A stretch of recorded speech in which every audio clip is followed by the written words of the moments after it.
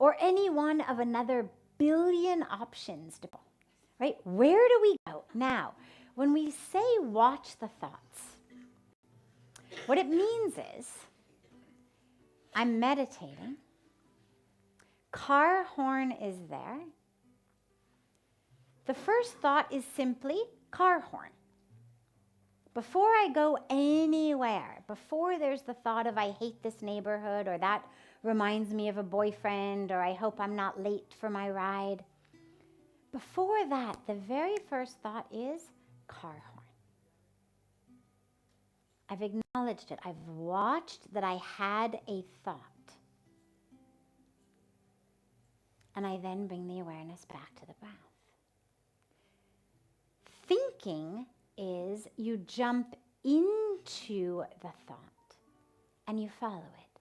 So an easy way to think about it visually is if you're lying on your back and you're looking up at the sky on a beautiful blue sky day, and wispy clouds start coming. So if a cloud starts in that part of the sky, one option is you notice it all the way over there and you follow it while it comes across the sky. Another way is you stay focused on the blueness of the sky, and just for a brief moment that cloud crosses your awareness, but your focus stays on the blueness of the sky. And the goal is that. Stay focused on that space between the thoughts. The reason that we watch them is not about getting involved in the movie. It's not about, oh, that was a good thought. Yeah, let's see where that one goes. It's because by watching them, I become aware of the craziness of my own mind. That's usually the first thing that happens to most of us. If you've never watched your thoughts, chances are you have a much better impression of the working of your mind than you should. The very first time most people really watch their thoughts is this extraordinary experience of humility. Oh my God, it is such a mess in there. It's like opening a closet that you haven't opened in years and you forgot what you've stuffed in there, and you open it up and suddenly everything falls out onto your head. It's like that. The mind is moving so fast and we don't even notice it. But that's what keeps us from being able to actually live in connection. Because if I'm thinking about you, I can't be connecting with you. Now, thinking about her isn't wrong. I can look at her and I can say, oh, beautiful young woman. Can think so many different beautiful things about her. But that's from a place of separation. It's judgment. Even if it's positive, it's still judgment. And the higher truth is, self. A different package. But look at that. I can actually connect with myself in her. And that's where that energetic, beautiful sizzle comes for that moment. And so we watch our thoughts to make sure that they don't swoop us up and carry us away. That happens, it's called thinking. Now, circling back for a moment, thinking isn't bad by any means. It's a great tool, as long as you're in control. So if you have something you need to think about, by all means, think about it. Use the thinking mind. But don't let it run away with you. It's like if you have a hammer, it's a great tool for the nails that you need to be hammered into your wall. But that doesn't mean that you take it and allow it to beat itself into you all day long. Just because it happens to be a useful tool for some other things. You understand it has its place. When there's a nail, I will use it. When there is not a nail, I'm going to let it alone. Same thing with the thinking mind. When I need to think about something, I'm going to use it. But when I allow myself to be captured by it, I've stolen my own freedom. Because there is no freedom in the mind. The freedom exists in the heart. Because freedom exists only when I am aware of the fullness of who I am. If I'm identifying only as what the mind can do, which is this body, this history, these urges, these accomplishments, these bits of knowledge, this past, this anxiety, this personality, well, that's anything but free. That's a very temporary existence. My freedom comes in knowing that I'm not that, or that I'm certainly not at least only that. I also have a body, but I'm not the body. I have a brain that thinks, but I'm not the brain that thinks. And who I am is expansive and boundless. But I need to break out of the confines of the brain to be able to do that. Because the brain can't wrap itself around that which is one. And that's okay. Neither can a hammer. But that's why we don't use them for that. That's where we drop into our hearts. That's where we drop into the experience of oneness. That's where we drop into our intuitive way of knowing. So watch the thoughts and feelings to keep yourself from being hijacked by them. But don't hook yourself into them as the thinking mind.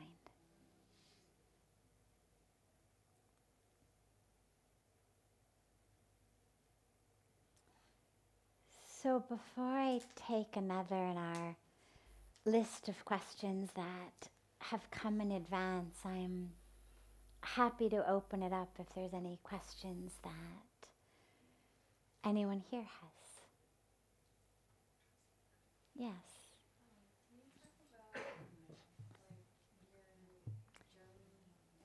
Can you give her a cordless mic? Or not a cordless, whatever, the one on the cord. Their way. Thank you. Then we can all hear her. Yes, sweetheart. Could you talk about your early journey? Like how you came to where you are and just how you came here. Okay. So she's asked about my own journey and how I came here.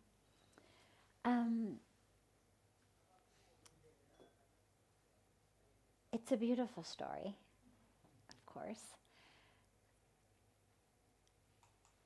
But rather than take up all the time with it,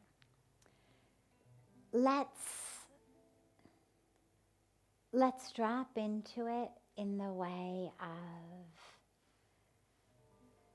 that which can be a truth for all of us, rather than just a plot summary of aspects of where this body moved and came. So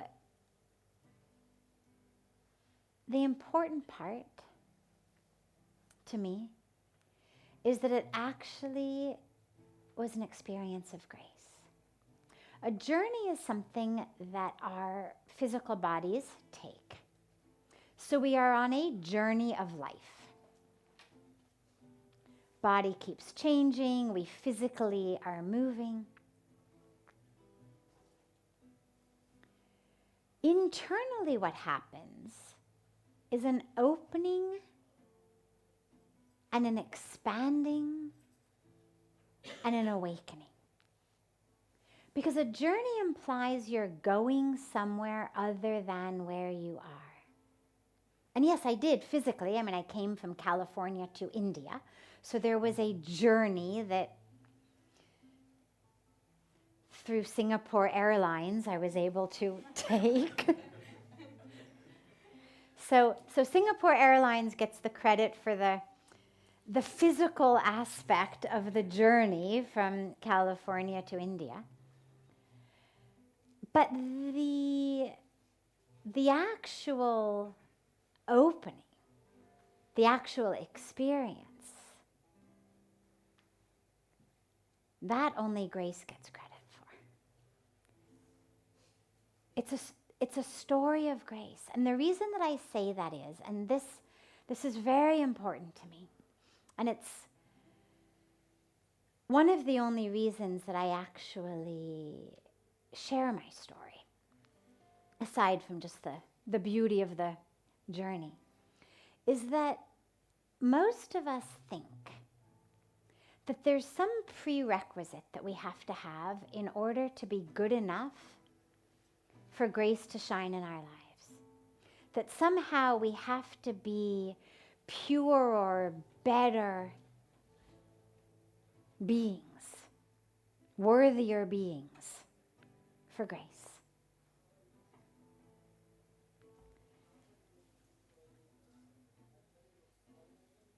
And my experience, my life, what I've experienced with grace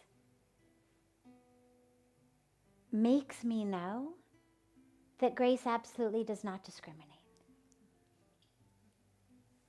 Grace doesn't care whether you're rich or you're poor, where you're from in the world, what you've done, what you've experienced. Grace doesn't care if you got up to meditate this morning or you hit the snooze button. Really. A lot of us have this sense of somehow I'm not worthy enough of grace in my life. I still have ego, I have jealousy, I have fear, I have lust, I have greed. I'm not worthy of grace. And I came here as a 25-year-old student. Not a student of spirituality, a student of psychology. Not a student who knew even that this was something to look for. And that's so important because grace gave me this experience, this awareness, despite the fact that I wasn't looking for it, that I hadn't overcome or even had any awareness that I should overcome. Things like lust and greed and jealousy and ego and anger. I mean, I had never met anybody who had ever said to me, you need to overcome these things. It wasn't even part of my awareness that one needed to work in order to be pure for grace. And nonetheless, there was grace. And that's why we call it grace. If you get something that you've done something for, well, that's more like reimbursement or a paycheck or something you've earned or you're entitled to it. It's not grace then.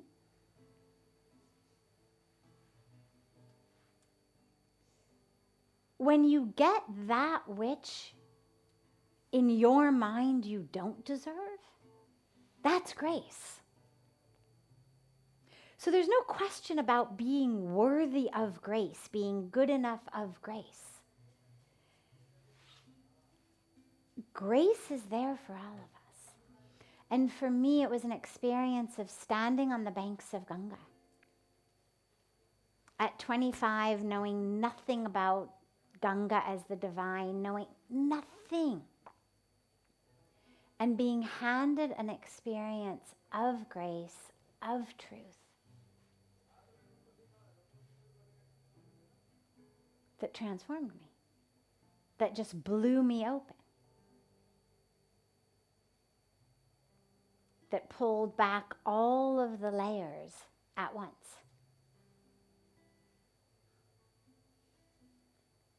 And it was exquisite and extraordinary and transformative, and that was it, in terms of knowing for me that I needed to be here. Knowing that this was where I needed to stay. And so I did. But it has continued to be a story of grace. It wasn't just grace in that moment. It's grace of being given the opportunity to serve. Because that's what the highest expression of our spiritual awakening is service. Now, of course, it begins as, oh, I get to do something. And I certainly remember the beginning of going to Puja Swamiji and saying, is there anything I can do? And him giving me little sevas, and it grew and it grew. But slowly, by grace, what happens is, it's not about you doing seva. It's not about you as the one doing, because that's still in separation.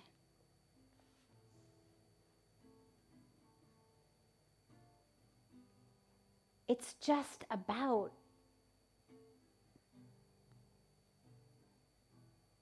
that which is given. So in the same way that apple trees give apples, and rivers give water, and flowers give fragrance, and the sun gives light and warmth, and everything in nature just gives through its isness. The apple tree isn't giving us apples. The apple tree is just being an apple tree.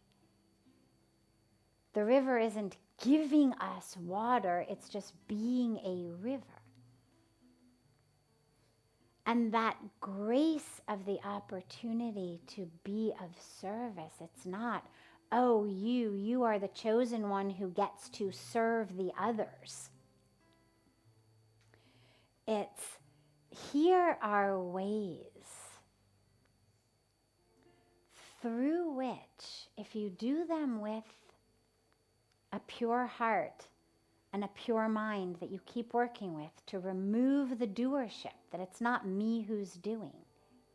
The river's not thinking, oh, I'm the one bringing water. The apple tree's not thinking, oh, I'm the one providing apples. Apples are just happening. Water is just happening. Fragrance is just happening. And that extraordinary grace of being able to happen. So it's not about giving or doing. It's about a happening through which there is service. But not me as the server, somehow different from the others. But how can each of us, in our own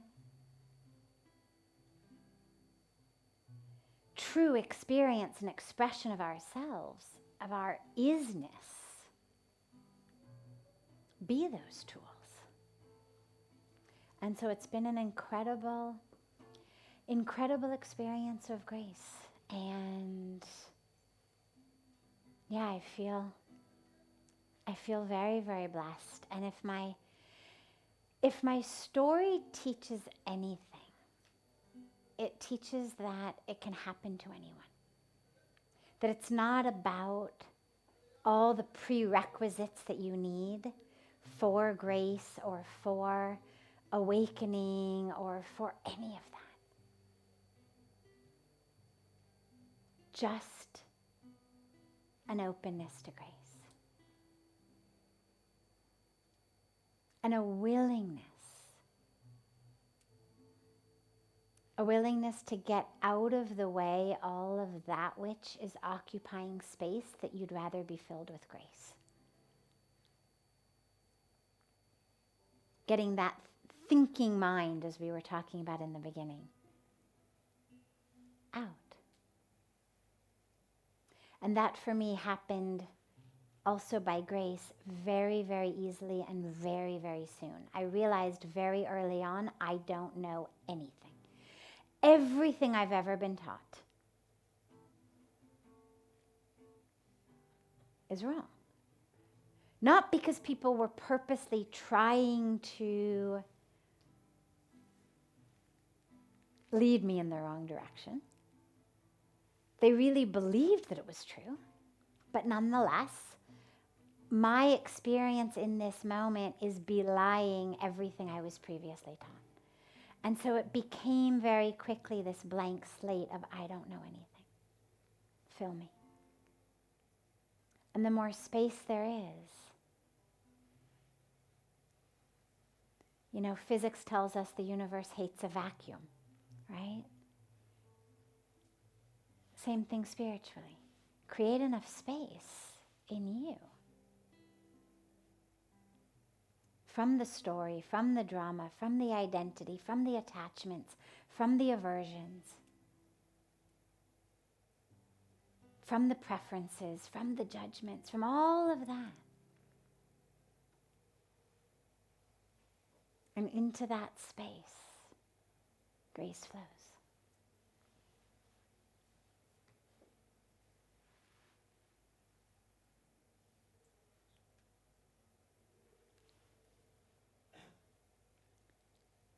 Are there any other questions that, yes? I have lost my memory. I am a teacher working in NGD daily school. Okay. I have lost my memory. Lost your memory. What type of memory you've lost? Meaning, do you have a sense that it's actually a neurological issue, that you've lost your ability to form new memories?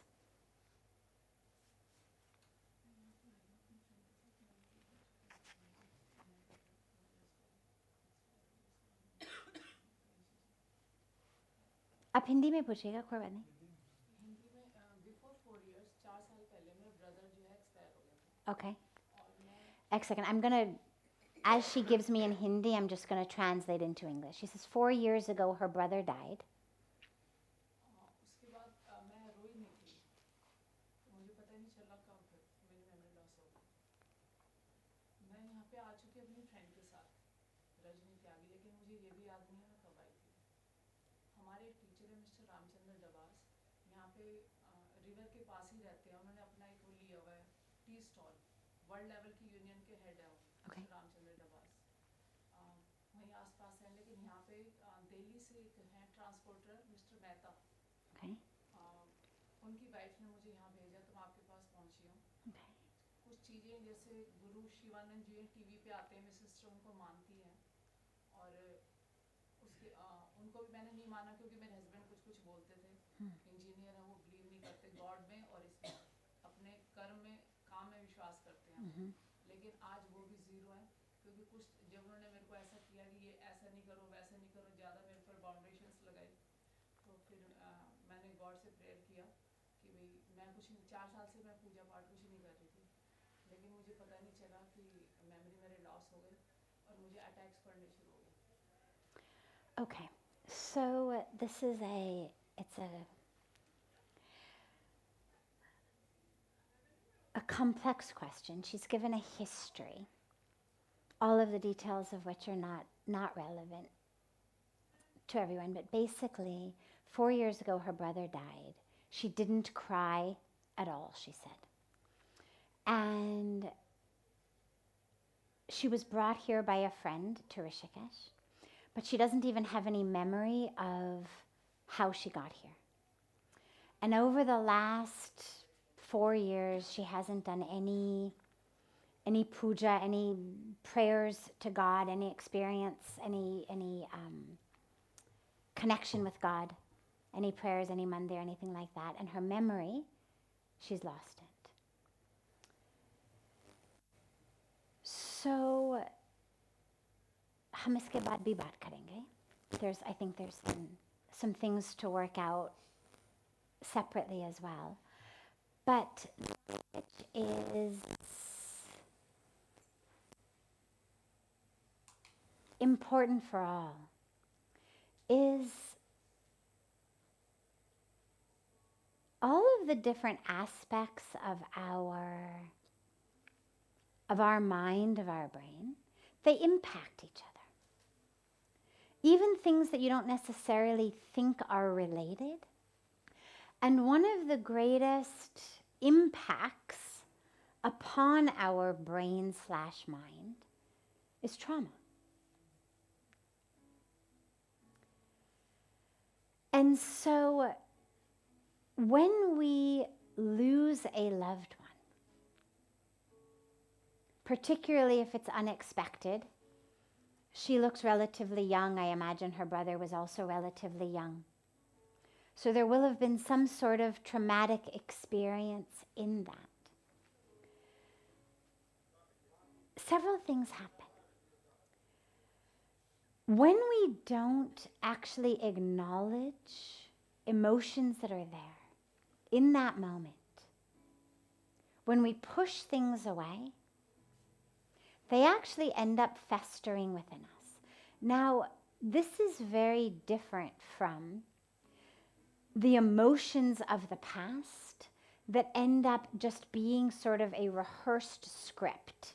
So I'm not talking about going back and reliving all of the emotions of things that hurt you 50 years ago or 20 years ago in your childhood.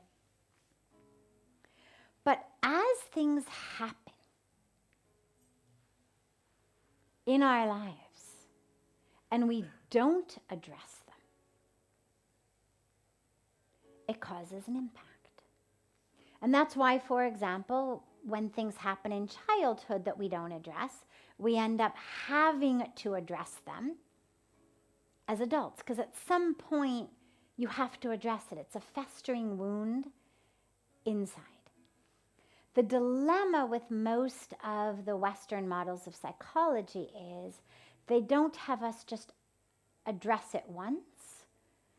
They tend to take the rest of our lives and stick it in constantly rehashing and rehashing and rehashing and rehashing, where spirituality is all about acknowledge, see, heal, let go, and move on. But when things happen in our adult life that are traumatic, and we don't create any space for us to experience them, they're going to have impacts in us the same way as they did when we were children if we didn't experience them or allow ourselves to experience them. And so, as she mentioned, she didn't cry. There was a level of aversion to, pushing away of, denial of an aspect of the self, a pain within the self, that is very difficult to do. Even if you tell yourself, I'm not going to cry, I'm not going to cry, I'm going to be strong, maybe for his kids, maybe for our mother, nonetheless you cry. The amount of energy and willpower and mental resolve that is required to not cry when your brother dies is so much that it doesn't surprise me that there have been both spiritual ramifications as in, I no longer believe in God, I no longer love God, I don't pray to God anymore. Because of course, if there were God, how could this have happened? But also that I have been pushed away from the functioning of my own brain, mind, and my own heart. My heart that feels for God, that loves God, I've pushed that away. Because how can I love God and not actually feel inside what has happened about my brother?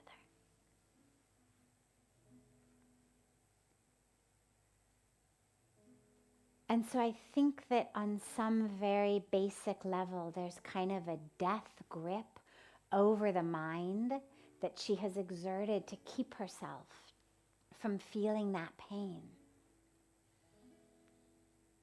that is having this ripple effect of memory loss and confusion.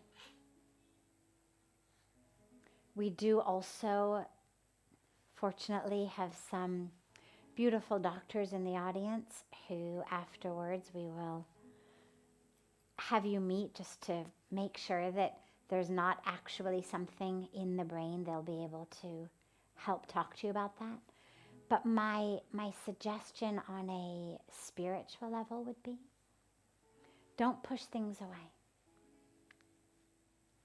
Give yourself the time and space to feel that. Sit on the banks of Ganga and cry. Don't force yourself to cry, but sit on the banks of Ganga and allow to happen whatever is natural to happen. Allow the brain, the mind, the thoughts to relax into that freedom that doesn't have this death grip of don't think that, don't feel that, don't go there. Allow a spaciousness to come back to your mind. There are a lot of areas of your mind right now that are off limits. Bring them back on limits. मेरा top school है दिल्ली का MCT का W Shalimar बाग जुलाई से मैं job नहीं कर पा रही और मुझे फियर है प्रिंसिपल से भी फियर है वो कह रहे हैं कि एक्चुअली कोई मैटर है नहीं मुझे फियर हो गया और मैं स्कूल जाना ही छोड़ दिया और मदर लॉ से भी फियर हो जाता है नोएडा एक यूपी की जगह है मैं सभी उसमें रिलीजियस जो प्लेस है उसमें जाती हूँ मैं एंजॉय करती हूँ लेकिन किसी गुरु को सुनना कुछ मेरे हस्बैंड जैसे ब्रह्म कुमारी से मैं सबको सुनती हूँ टीवी पे हस्बैंड ने मना कर दिया कुछ बोलते हो ड्रिंक करते हैं अभी भी आए हुए हैं साथ में तो मैं कह रही मुझे ज्वाइन करना अगर ज्वाइन नहीं करोगे डॉक्टर भी अभी परमिशन नहीं दे रहे हैं मेरे टेस्ट चल रहे हैं तो यहाँ पे मैं नाम लेने आई थी सर का एक मेहता आंटी हैं दिल्ली में ट्रांसपोर्टर हैं और उनके हस्बैंड जो है मंदिर संभालते थे अशोक विहार दिल्ली के तो उन्होंने मेरे को भेजा गुरु के पास लेकिन गुरु अभी है नहीं तो मैं किसी से नाम लेना चाहती हूँ गुरु असंगानंद जी महाराज उन्होंने बोला इनसे आप मिलें और नाम ले लें और अपना कोई रूटीन बना ले क्योंकि मेरा रूटीन नहीं बन पा मन में मैं करती हूँ दीदी को मैंने बॉडी डोनेशन भी कर दिया फुल बॉडी डोनेशन हस्बैंड ने मैंने हम बात करेंगे इसके बाद बात करेंगे इसके बाद बात यह है कि आपका जो fear है she said also lastly she's got a lot of fear. She's afraid of going to the school where she works. She's afraid of the principal of the school. Lots of fear in her now. And this is all part of the same issue. When you trap anything, it goes crazy. So if I say to you all here right now, here we are enjoying ourselves in satsang, but if I say you can't leave, or even worse, if I take all of you on this half of the room and I say you've got to get on to this half of the room, nobody can go. Now we're already full on both halves of the room, but if I squeeze all of you onto this half, so you're super squeezed together, and I say no one can go there, and no one can leave. In a very short period of time, we're going to start to see all kinds of mental distress.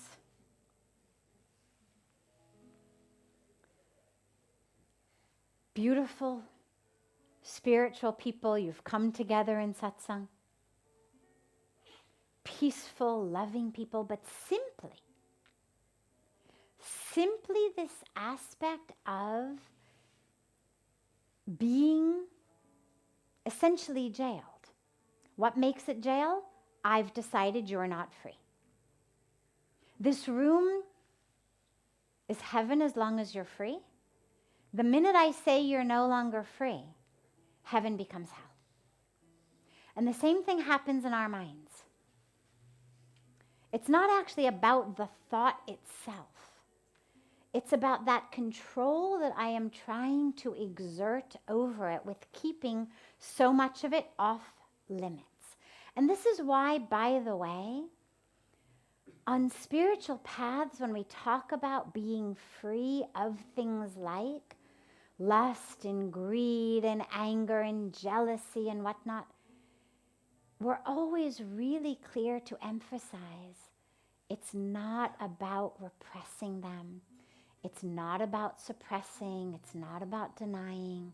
It's actually about becoming free of them through an awareness of the truth of the self in such a way that there no longer is something to covet. There no longer is an us versus them. There no longer is a need for competition, because I realize I'm not the pawn in the game. I'm the one who's agreed to play it. And so whether I make checkmate or you checkmate me or I'm the king or it's irrelevant. When I identify as the piece on the board, it's very relevant. Who wins, who loses, who's ahead. But when I identify as the one who, in all enjoyment, agreed to play this game, then all of that attachment to the separation, the competition, the gotta get ahead, gotta be, it dissipates.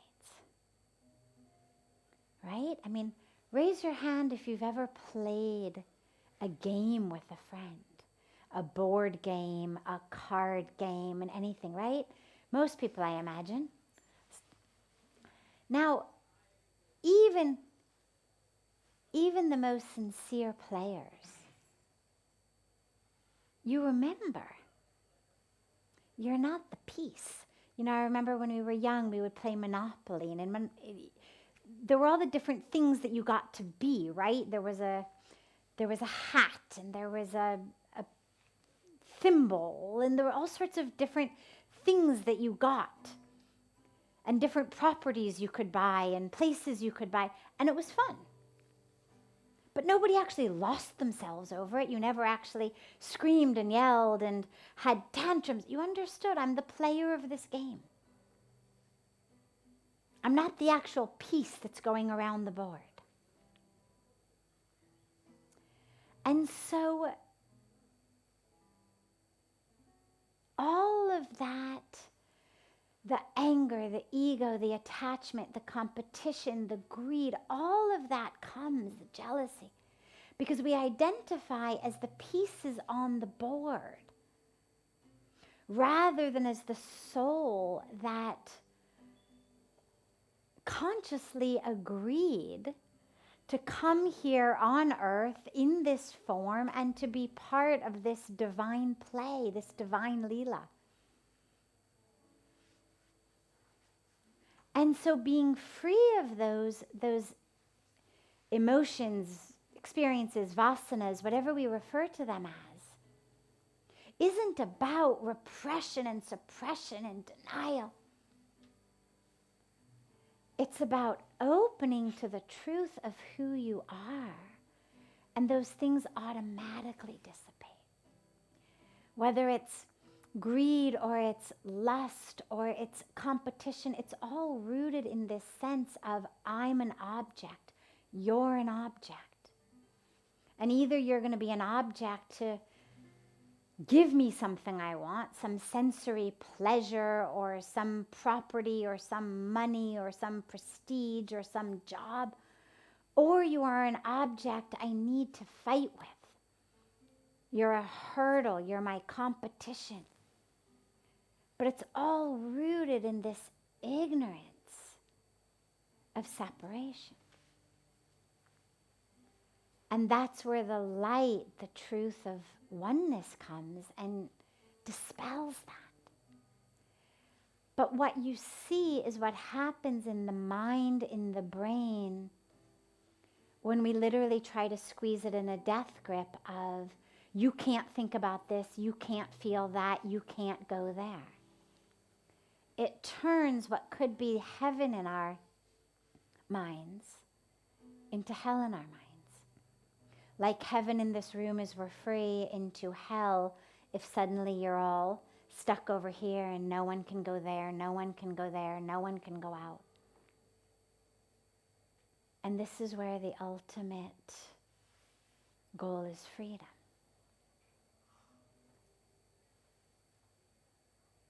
But I have to be open to that. And so be careful in your paths in your mind as aspects come up that maybe aren't what you would wish to be there. Instead of trying to push them away, can you expand the nature of the self? I'll conclude with this demo on that, which is my favorite demo about this. So this is a glass of water. If I take a rock, or several rocks, and I throw them in this glass of water, what's going to happen? Yeah, water's going to come out. It's going to splash all over. It'll be a total mess. This glass of water symbolizes most of our experience of ourself. The rocks symbolize the things in the world that happen to us that we would like not to happen, that are causing our experience of self to splash all over the place and make a complete mess in our lives. And so we spend most of our lives trying to fight off, push away these rocks. Don't think about that, don't do this, don't be with these people. That's the don't talk to me because I'm very peaceful and I don't want you to disturb my peace. Right? Don't come too close, don't come home, just leave me alone because I'm very peaceful. And if you start talking to me, I'm going to lose my peace. So that's pushing away these rocks. But it doesn't work very well. And it severely restricts the freedom of our lives. If instead of that, you took those rocks and you dumped them into a full bathtub, what would happen? Yeah, a little bit, depending on the size of your bathtub and the size of the rocks. Anywhere between nothing and little ripples. Now if you took them and you dropped them in the ocean, nothing at all. So the teaching is not about push the rocks away, but become the ocean. Because that is who you are. So instead of identifying as the glass, identify as the ocean. The rocks will come. Things will come in life. Things will happen. Identify as the ocean. So there's enough space for there to be a thought about this, an experience of that, a ripple of a sanskara of that, an old impression of this, an old ego of that. But it doesn't disturb the ocean. It coexists. It's not splashing me all over the place in a mess. I've become spacious enough, expanded enough, that there's room for it all. And that's what the goal